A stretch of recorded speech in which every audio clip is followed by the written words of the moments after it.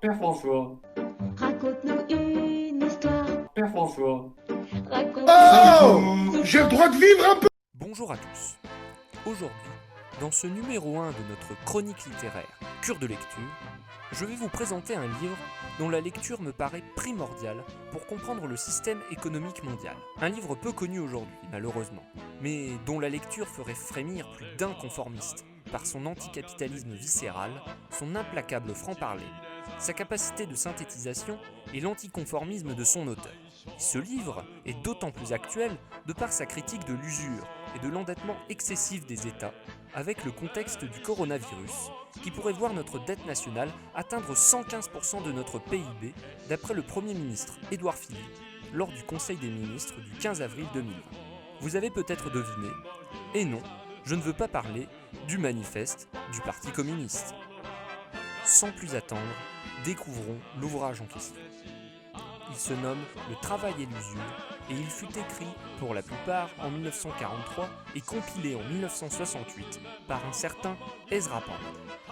Nous analyserons son schéma de pensée ainsi que sa critique de l'usure et du pouvoir des banques privées sur l'économie d'un pays, tout en veillant à relier notre raisonnement sur l'actualité du coronavirus et sur l'histoire. D'abord, précisons qui est Ezra Pound. Né à Hailey dans l'Ohio aux États-Unis, le 30 octobre 1985, il fit ses études en Pennsylvanie. Il rejoint d'abord Venise, puis se rend en Angleterre pour y rencontrer les plus célèbres écrivains anglais. Durant cette période, il s'intéresse à la poésie chinoise et japonaise, et en 1915, il commencera la rédaction de son œuvre majeure, Les Cantos, qui sera l'œuvre de sa vie. Une œuvre dont l'épaisseur et la beauté sont comparables à la Divine Comédie de Dante. En 1918, il s'intéresse à la politique en rencontrant le major Douglas, qui l'initie à la doctrine du crédit social. Pour résumer, d'après cette doctrine, la fonction principale de l'argent est de servir de moyen d'échange et ne doit pas permettre son accumulation par une petite oligarchie, afin de contrer la spéculation et de favoriser la productivité, les échanges et la créativité artistique et artisanale d'un pays. Pour le major Douglas, le seul moyen d'arriver à ce résultat était d'abolir l'usure, c'est-à-dire la création d'argent par les banques, le prêt bancaire si vous préférez. En 1920, Ezra Pound émigre à Paris et fréquente de nombreux cercles d'artistes, d'écrivains, de musiciens, de poètes, etc. En 1924, Pound part habiter en Italie, le pays de ses ancêtres. En voyant les succès du Duce qui parvint à stabiliser le régime et à rétablir la situation économique, il déclare à ce propos, je cite, « Le premier acte du fascisme a été de sauver l'Italie de gens trop stupides pour savoir gouverner, à savoir les communistes sans Lénine. Le second a été de la sauver des parlementaires et des groupes politiques sans morale. » Fin de citation. Il développe alors une certaine vision transcendante de l'économie, rejetant à la fois le libéralisme de Wall Street et le collectivisme de Moscou. Il s'intéresse également à l'économie de l'Allemagne des années 1930. Il soutient le pacte d'acier entre Hitler et Mussolini, déclarant que cette alliance était, je cite, « la première attaque sérieuse contre l'usurocratie depuis l'époque de Lincoln ». Pendant la guerre, Ezra Pound est chroniqueur à la radio italienne. Il défendit dans ses émissions la doctrine du fascisme et fustigea la finance internationale et les alliés, le tout dans un antisémitisme virulent. Mais il n'exerça aucune responsabilité politique. Lors de la conquête de l'Italie par les forces anglo-américaines à partir du milieu de l'année 1943, il doit s'enfuir vers le nord, mais il est capturé le 26 mai 1945. Il fut interné dans un camp insalubre à Pise. Mais il avait acquis une telle notoriété que les Alliés n'eurent pas la hardiesse d'assassiner cet écrivain si gênant. Pound fut alors interné dans un hôpital psychiatrique près de Washington, destiné aux fous dangereux, alors qu'il ne présentait aucun signe de démence, d'après des médecins. Il fut enfermé dans une pièce pendant 15 mois, dans un dortoir sans meubles ni fenêtres, enchaîné à une camisole de force. Puis, il eut l'autorisation à une cellule plus confortable, où il finalisa ses cantos et la traduction de 300 poèmes chinois. Mais grâce à une pétition de libération signée par 50 écrivains dont Ernest Hemingway, son ami, les poursuites judiciaires furent abandonnées le 18 avril 1958. Il rentra en Italie la même année et mourut dans l'indifférence totale des médias en 1972 à Venise. Mais en 1968, il réunit les différents discours qu'il avait écrits et prononcés à la radio italienne pendant la guerre. Cette compilation forme Le travail et l'usure, ce sur quoi nous allons nous intéresser aujourd'hui. Le livre est court. Il fait 100 pages en tout point et comporte 3 parties. Nous n'allons qu'analyser la première partie, car on peut le dire, c'est la plus intéressante. Et il ne faudrait pas tout dévoiler. Les 2 autres parties traitent de l'histoire des États-Unis et de son économie. Nous ne nous étendrons pas plus dessus, pour ne pas rendre la vidéo indigeste. Mais vous pouvez toujours vous procurer le livre, et je vous mets dans la description de la vidéo un PDF qui est la bibliographie utilisée par Ezra Pound pour ses différents travaux sur le sujet. Nous veillerons bien sûr à relier l'analyse de l'essayiste le plus possible avec l'histoire et l'actualité, notamment au sujet de l'explosion de la dette des pays européens dans le contexte de la crise du coronavirus. Penchons-nous d'abord sur la définition de l'usure. Pour l'auteur, l'usure est une taxe prélevée sur le pouvoir d'achat, sans égard pour la productivité et souvent même pour les possibilités de produire. La définition peut paraître vague au premier abord, mais on peut la simplifier en disant que l'usure peut être comparée à un bénéfice, une sorte de loyer que se fait le banquier sur l'argent qu'il a prêté, que ce soit à un particulier, à une entreprise ou à un État, pour leur permettre de consommer dans le cadre du ménage ou d'investir pour les 2 autres. On constate ainsi qu'une relation de dépendance évidente se formule implicitement dans cette définition, entre le client qui n'a pas le capital nécessaire pour investir ou consommer et qui doit se soumettre au banquier pour que ce dernier lui prête de l'argent afin que le client puisse survivre ou faire prospérer son affaire. En d'autres termes, si vous préférez, le banquier vous crée de l'argent à partir d'absolument rien, c'est-à-dire d'aucune activité productive au final, en échange de travail réel. De là vient la signification du titre, le travail et l'usure. C'est cette dualité entre l'économie réelle et honnête et l'économie financière qui tire son profit de création de devises et de la spéculation. L'argent. Pour Ezra Pound, l'argent est le pivot de tout, du processus de production ou du commerce, bref, de tout ce qui a un rapport à l'économie en général. La monnaie pour Pound a 2 pouvoirs principaux. L'argent qui est en circulation permet de déterminer les prix. S'il augmente, c'est l'inflation. S'il baisse, c'est la déflation. Mais aussi détermine ce qu'on peut appeler le pouvoir d'achat, la capacité d'acheter des biens ou des services.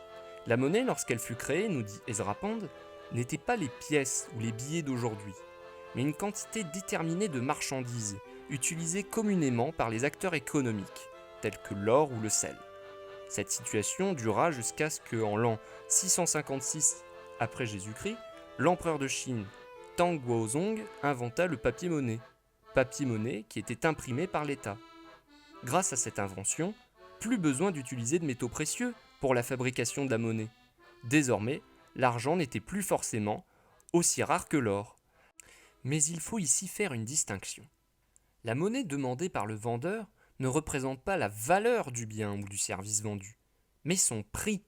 Car si, imaginons, un pot de fleurs a pris 2 heures de travail à l'artisan qui l'a créé, le prix du pot indique les coûts de production et le bénéfice demandé pour permettre à l'artisan de vivre. Mais c'est à ce moment du raisonnement que Ezra Pound nous pose la question. Mais d'où vient la monnaie que vous possédez ? De votre poche, certes, mais qui vous a permis de l'acquérir ? Dans notre économie, comme dans toute économie capitaliste, l'argent provient des banques privées, et pour l'État, elle provient des marchés financiers, des bourses de change pour simplifier, ou encore de la Banque Centrale Européenne. La Banque Centrale Européenne, qui, je le rappelle, vient de débloquer 1000 milliards d'euros pour acheter des titres financiers sur les marchés internationaux, pour permettre de redémarrer les économies des pays de la zone euro. Mais c'est une réaction bien tardive, après 10 ans de politique d'austérité budgétaire forcée, et qui nous prouve bien que c'est la BCE qui contrôle notre monnaie. Alors que 2 ans plus tôt, Emmanuel Macron rétorquait au personnel soignant en avril 2018, je cite, « Vous savez, il n'y a pas d'argent magique ». Alors que les 1000 milliards créés par la BCE, les 100 milliards créés par la Banque de France, les 2000 milliards créés par la Banque centrale américaine, ou encore les 7000 milliards créés par la Chine, sont de l'argent créé ex nihilo, dans le but de relancer l'économie, quitte à accentuer la dette et donc la dépendance de l'État aux banques centrales et aux marchés financiers. On voit donc bien que les banques permettent soit d'injecter plus d'argent par l'accord de prêts massifs, ou au contraire, en concédant de moins en moins de prêts, diminuant de ce fait le volume de monnaie dans l'économie. Certes, on pourrait rétorquer dans une logique marxiste, que vous dépendez également pour votre survie des marchands et des entreprises qui produisent les denrées qui vous permettent de vivre. Mais le seul moyen d'acheter ces denrées, ou de se procurer tout autre bien ou service, c'est l'argent issu des banques privées. Vous êtes donc particulièrement plus dépendant des banques que de votre supermarché. Cette domination s'est d'autant plus renforcée bien après la mort d'Ezra Pound, puisque maintenant vous ne recevez plus votre paye en espèces de la part de votre employeur, mais c'est votre employeur qui doit transférer sous forme de données votre salaire à la banque. Si vous n'avez pas de compte bancaire, vous ne pouvez pas avoir de salaire, à moins de travailler de manière non déclarée, évidemment. Cela implique forcément une situation de dépendance, voire de domination vis-à-vis des banques. De plus, on peut également en déduire que grâce à un tel pouvoir, les banques peuvent choisir quelle compagnie elles soutiennent ou non, en fonction de leurs affinités politiques ou de leur intérêt de classe par exemple. On le voit en ce moment avec les banques qui vont davantage soutenir les multinationales que les TPE ou PME, détruisant un peu plus l'économie réelle du pays. Par exemple, la Fnac Darty, Castorama ou Brico Dépôt, qui sont les premières entreprises à avoir reçu un prêt de 500 millions d'euros garantis par l'État, sont en ligne de mire. Ce qui est dans leur intérêt, puisque les banques savent pertinemment qu'avec une aussi longue période d'inactivité et la perte de chiffre d'affaires allant avec, les PME ne pourront pas rembourser les prêts accordés. Face à cette incapacité de paiement, les banques saisiront les capitaux de ces petites entreprises, étranglant ainsi l'économie réelle. Pour Pound, l'institution qui contrôle et crée les monnaies du monde contrôle le monde en vérité. Laisse-moi te dire pourquoi t'es vraiment ici. T'es ici parce que tu sens qu'un truc tourne pas rond dans notre monde. Quelque chose que t'arrives pas à expliquer. Mais tu sais que ce truc te contrôle comme tous ceux qui comptent pour toi. Vous parlez de quoi exactement? Le pognon. Le pognon n'est plus concret depuis qu'on est sorti de l'état noir. Maintenant, c'est virtuel. Un logiciel. Le système d'exploitation de notre monde. Au début, le pouvoir de création monétaire, on l'a vu lors de sa création par l'empereur chinois Tang Guozong, était contrôlé par l'État. Mais les banquiers se sont emparés de ce pouvoir. Cette prise du pouvoir des usuriers s'est faite en plusieurs étapes historiques et n'a pu aboutir, logiquement selon Ezra Pound, qu'au déclenchement de la Seconde Guerre mondiale. D'abord par la création de la toute première banque centrale privée, la Banque d'Angleterre en 1696, qui fut imposée par les lords, les grands propriétaires terriens, au roi d'Angleterre, dont le pouvoir s'était affaibli depuis les guerres civiles anglaises. Je cite ici le discours de Ezra Pound du 30 octobre 1942 à la radio italienne. 1696, quand le virus de mort, cet invisible virus silencieux, plus mortel que la syphilis, a été inoculé dans le peuple anglais. La Banque d'Angleterre a un caractère particulièrement inédit dans l'histoire, dans le sens où elle est la première banque à créer de l'argent à partir d'aucune production réelle, contrairement à notre empereur chinois, qui crée des pièces de monnaie et les donne aux miséreux pour que ceux-ci puissent acheter du blé. Dans ce dernier cas, c'est bien la production qui incite à la création monétaire. Or, avec la Banque d'Angleterre, c'est la banque elle-même qui décide si, selon ses intérêts, elle doit vous prêter ou non de l'argent. Et à l'époque, le taux d'intérêt était de 60%, ce qui permettait des bénéfices abusifs, vous l'aurez bien compris. La Banque d'Angleterre, en récoltant de tels intérêts, devint rapidement très puissante. Si puissante qu'elle put corrompre le gouvernement anglais, en l'incitant à abolir le papier-monnaie en 1750, comme dans la colonie de Pennsylvanie par exemple, afin de supprimer toute concurrence dans la région et forcer ainsi plus de gens à contracter des prêts à 60% de taux d'intérêt. Les habitants des 13 colonies, ulcérés par les prix excessifs de certaines denrées, mais aussi par les taux d'intérêt exorbitants de la banque, se révoltèrent en 1776. À partir de l'indépendance des États-Unis, Pound affirme qu'il y eut toujours une tension permanente entre les défenseurs des intérêts du peuple américain et ceux du pouvoir bancaire. Mais à ce stade du livre, dans la première partie dont nous parlons, l'or et le travail, il développe peu le thème de l'histoire des États-Unis, thématique abordée plus en détail dans la seconde partie de l'ouvrage. On peut toutefois constater que le développement du pouvoir des banques se développe là où les droits de l'homme prospèrent. Car si les droits de l'homme permettent de jouir sur l'instant de la liberté individuelle, elles favorisent également de manière exponentielle le développement des établissements bancaires privés, autrefois si rare sous les régimes autocratiques. De cette domination, les banques ont deux moyens de pression sur les États et les particuliers, selon notre essayiste. Ce premier moyen, c'est le contrôle de la monnaie, qui peut entraîner la déflation ou l'inflation. Nous ferons ici un bref résumé, pour permettre une meilleure compréhension. L'inflation est une situation dans laquelle il y a moins de monnaie en circulation par rapport aux besoins des agents économiques. Les échanges économiques qui augmentent par exemple. Cela entraîne logiquement une hausse de la valeur de la monnaie, et donc une hausse des prix, du fait que l'argent est rare, donc il prend de la valeur, puisque tout ce qui est rare a de la valeur. La déflation, au contraire, est une situation dans laquelle il y a plus de monnaie en circulation par rapport aux besoins de l'économie, ce qui entraîne une diminution des prix. Or, depuis le 19e siècle, en Angleterre, ce sont les banques centrales, privées, qui décident d'injecter plus ou moins d'argent. Pand fait appel à un économiste américain, Brooks Adams, pour nous expliquer la déflation en prenant l'exemple de l'Angleterre à la fin du XVIIIe siècle. La Banque d'Angleterre, sous l'influence du banquier Samuel Lloyd, comprit le bénéfice de ne pas modifier la quantité de monnaie fiduciaire, les billets, dans l'économie du pays, alors même que les échanges extérieurs et intérieurs de la Grande-Bretagne ne cessaient d'augmenter. Si les banquiers font circuler moins de monnaie que ce dont a besoin l'économie réelle du pays, la monnaie va prendre de la valeur, et donc l'or prend de la valeur, car c'est à partir du cours de l'or que se fixe la valeur monétaire au début du 19e siècle. Les petits bourgeois, les patrons de manufactures, mais aussi les artisans, les commerçants, les nobles, décident de vendre leurs terres, leurs moyens de production pour investir dans l'or et les bons du trésor, et ainsi acquérir une rente ou acquérir des prêts pour faire fructifier leur affaire. Mais en faisant ce choix, ils perdent de fait leurs biens au profit des banques, qui s'emparent alors de l'économie réelle, les terres agricoles, les manufactures, etc. C'est ce qui se produisit à la fin du XVIIIe siècle et au début du XIXe siècle en Angleterre.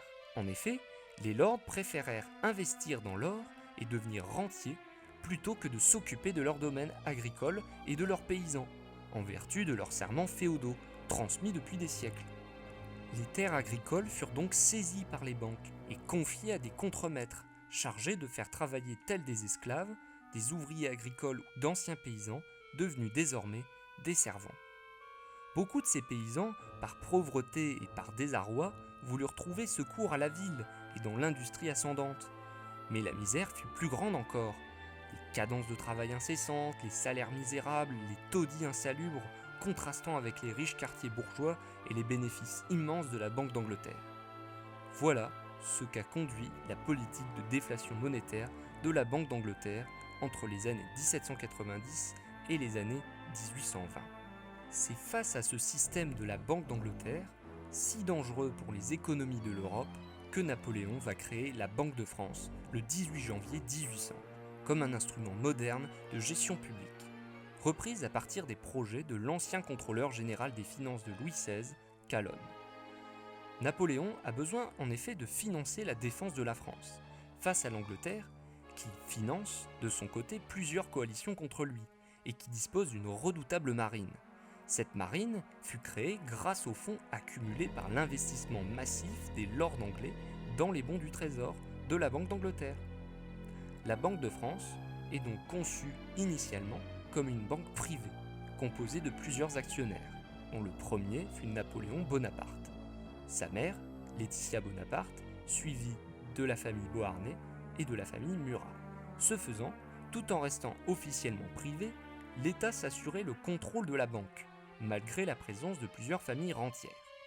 Ainsi, le premier consul restait fidèle à sa devise dont devrait s'en inspirer plus d'un aujourd'hui.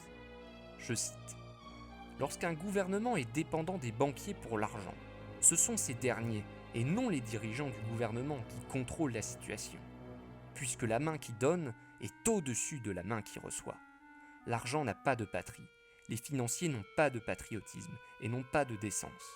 Leur unique objectif est le gain. » Une certaine instabilité de la Banque de France, peu après sa création, oblige Napoléon à renforcer son emprise dessus. La banque lui permet de construire des arsenaux et des chantiers navaux.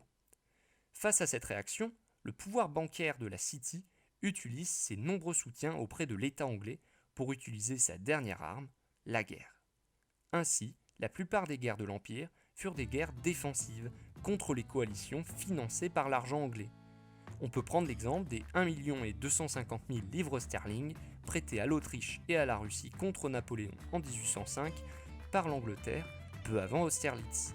Napoléon n'ayant ni le tonnage ni la capacité de combattre directement la perfide Albion, mit en place le blocus continental afin de paralyser l'économie anglaise. Ce dernier fut prêt à porter ses fruits lorsqu'en 1812 la Grande-Bretagne subit une grave crise économique. En 1815, face au retour de Napoléon lors de la période dite des 100 jours, les banquiers de la City signèrent une pétition exigeant le maintien de la paix et le refus du transfert de 149 millions de livres à la coalition anti-française, alors qu'ils avaient tant contribué à déclencher ces guerres passées. Les banquiers anglais, très affaiblis par le blocus continental, devenaient réticents à dépenser des liquidités, sans retour sur investissement, face à une défaite éventuelle de l'Angleterre. Les banquiers anglais avaient trop perdu pour pouvoir miser le peu qu'il leur restait sur les chances hasardeuses d'une victoire des coalisés face au génie stratégique napoléonien. Et comme l'écrivit l'économiste Brooks Adam à propos du désastre de Waterloo, je cite « Après 1815, aucune puissance n'a pu contrebalancer celle des usuriers. » Ainsi, pour Ezra Pound, la banque domina tout le 19e siècle, notamment par l'intermédiaire de nombreuses entreprises britanniques qui exercèrent leur lobbying sur l'État anglais. On le voit par exemple durant la guerre de l'opium, avec l'influence qu'a pu avoir la compagnie Sazzoon & Co., fondée par David Sazzoon en 1832 et ayant de nombreux intérêts commerciaux et bancaires en Inde, en Chine et au Japon. Selon lui, le pouvoir bancaire, d'abord présent à la City puis à Wall Street, entraîna irrésistiblement le monde vers des guerres meurtrières, dont le paroxysme fut la Seconde Guerre mondiale. Toutefois, on peut apporter une certaine nuance historique, notamment sur la Seconde Guerre mondiale. En effet, pour Pound, la Seconde Guerre mondiale fut la réaction des usuriers face au pacte d'acier entre l'Italie et l'Allemagne, qui leur était évidemment hostile. L'analyse historique d'Ezra Pound, bien que comportant de nombreux éléments justes, ne fonde ses analyses que sur un ou deux facteurs clés, alors qu'une époque aussi complexe soit-elle que la Seconde Guerre mondiale nécessite la prise en compte de tous les éléments déclencheurs de cette guerre. D'abord, on peut dire que la théorie de Pound n'est pas totalement fausse. En effet, la Seconde Guerre mondiale, si on fait abstraction de l'idéologie, est une guerre économique. En effet, l'objectif de l'Europe, à travers l'histoire, a toujours été d'être indépendante des puissances extra-européennes, la Grande-Bretagne, la Russie, la Chine ou les États-Unis. On l'a vu avec Napoléon, voulant barrer la route à l'impérialisme anglais, tout en contenant la Russie.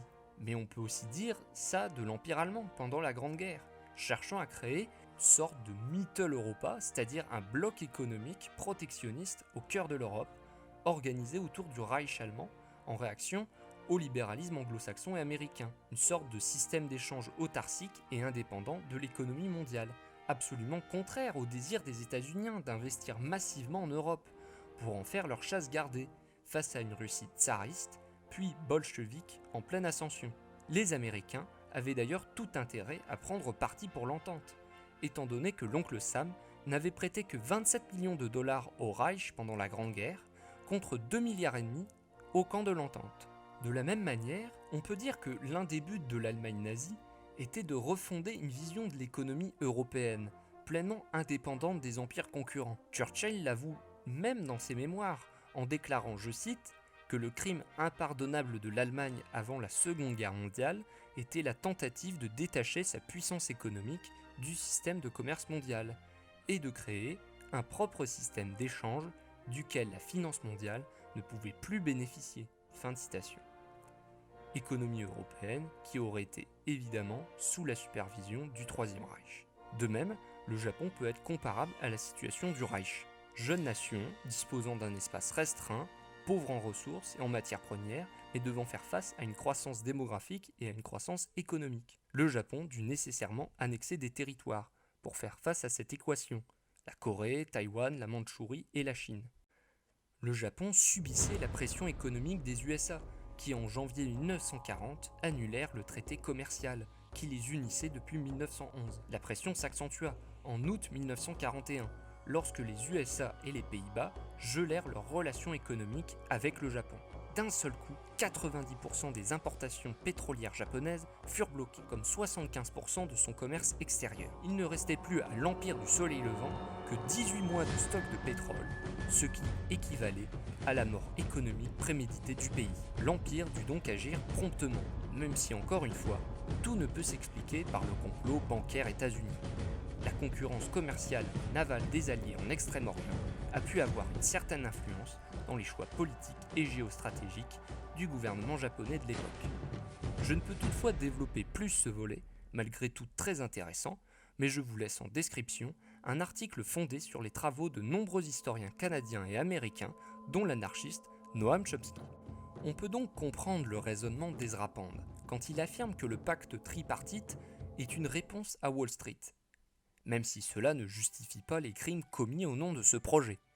De plus, on pourrait rétorquer que, même sans intervention des grandes banques, Hitler aurait entrepris une guerre en Europe, comme le prouvent ses écrits dans Mein Kampf, confirmé en avril 1939 par lui-même et Ribbentrop, au ministre des Affaires étrangères italien Ciano, en lui déclarant qu'il voulait la guerre, et ce, sans même en discuter avec leurs alliés italiens. Aussi, les financements du parti nazi par certaines banques et entreprises américaines, comme Ford par exemple, comme le démontre le professeur George Henry Sutton dans ses livres, tendent à relativiser le contre-pouvoir qu'aurait suscité le pacte tripartite contre Wall Street.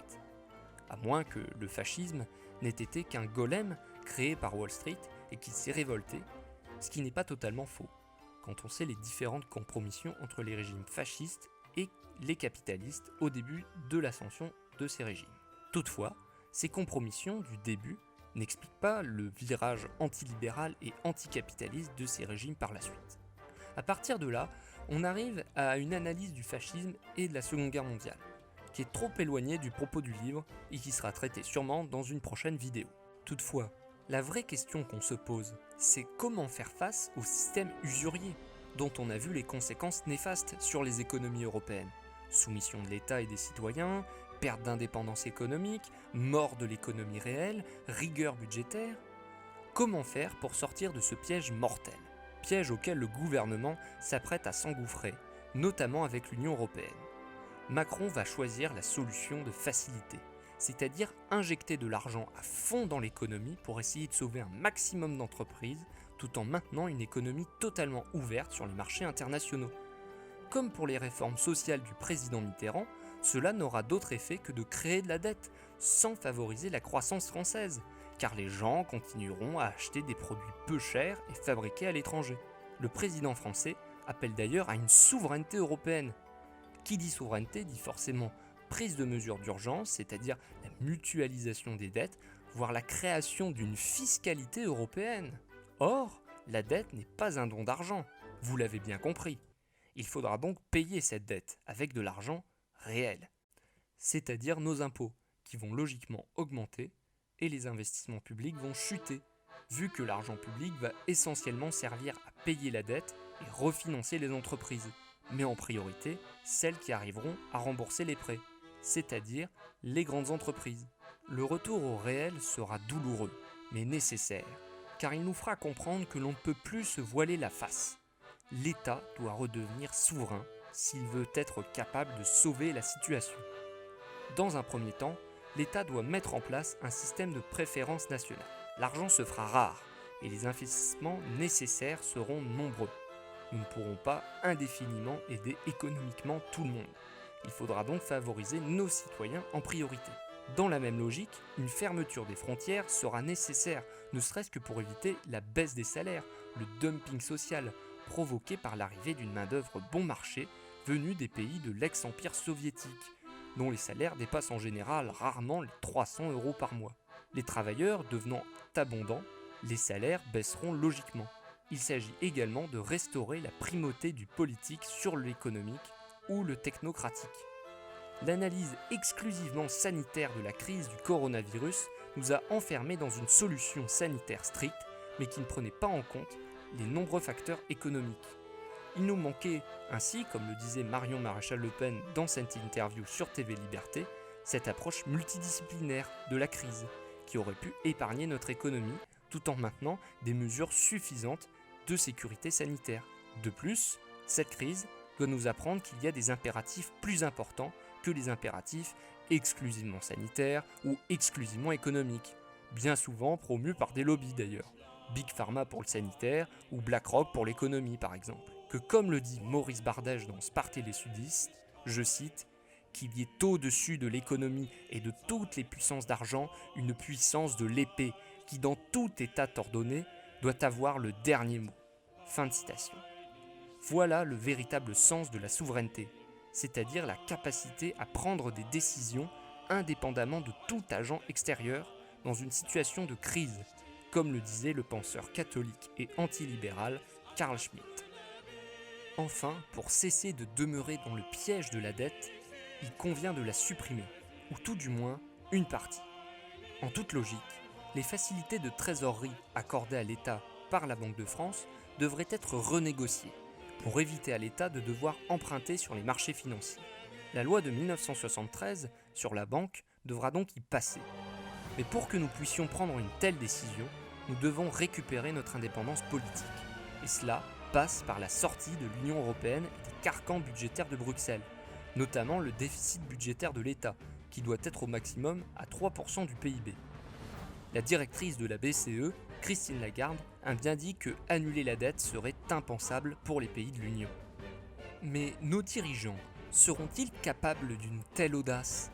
Et même, la racine du mal n'est-elle pas plus profonde et ne requiert-elle pas de totalement changer notre vision de l'économie et de la politique ? Ezra Pound propose plusieurs solutions, comme se référer à la doctrine sociale de l'Église, et notamment le système mis en place par l'évêque allemand Gesell ou l'italien Avigliano. Ce système avait pour objectif d'éviter que l'argent ne reste dans un coffre-fort à dormir et qu'elle serve uniquement les intérêts de quelques financiers sans bénéfice ni investissement pour l'économie réelle. Le système consistait à placer au début de chaque mois une marque sur le billet, correspondant à 1% de sa valeur nominale. Un impôt est prélevé tous les mois sur l'argent qui n'est pas investi et qui reste dans une banque. Ainsi, l'acteur économique est obligé d'utiliser la monnaie comme moyen d'échange et permet entre autres de prévenir l'inflation. On pourrait même reprendre le concept proudhonien de banque du peuple. Mais tous ces bouleversements supposent au préalable une remise en cause de notre conception de l'homme et de la vie. Arrêtez de considérer l'homme comme une marchandise qui peut se déplacer en fonction de là où les salaires sont les plus bas. Cessez de voir en l'argent comme le salut de notre vie et la seule distinction, ce veau d'or pour lequel on a élevé des idoles par le passé. Réaffirmez la primauté du travail et de la richesse réelle sur la richesse fictive de la spéculation. Le véritable sens du titre de l'ouvrage est là. Et enfin, cessez de voir la politique comme une affaire de coup par coup entre chaque élection et renouer avec une vision planificatrice et long-termiste de l'économie. Bref, remettre en cause le libéralisme et notre vision du régime politique parfait en tant que pensée dominante depuis 1870 et plus encore depuis 1969. Mais la 5e République et ses élites ne semblent pas prêtes à de telles remises en question et nous laissent penser que seule la fondation d'un État national corporatiste pourra faire face aux enjeux économiques d'aujourd'hui. Mais cet État ne pourra pas voir le jour par les urnes, mais par une insurrection, sans doute violente. Mais c'est par cette ultime réaction de survie du peuple face au péril des prédateurs financiers qui l'étranglent que recommencera la véritable histoire de la France, celle où le peuple fait irruption sur la scène politique, chasse les marchands du temple et devient pleinement acteur de son destin. Ça, François, frère Alcine, tient la costaine, quoi? Moi, ouais.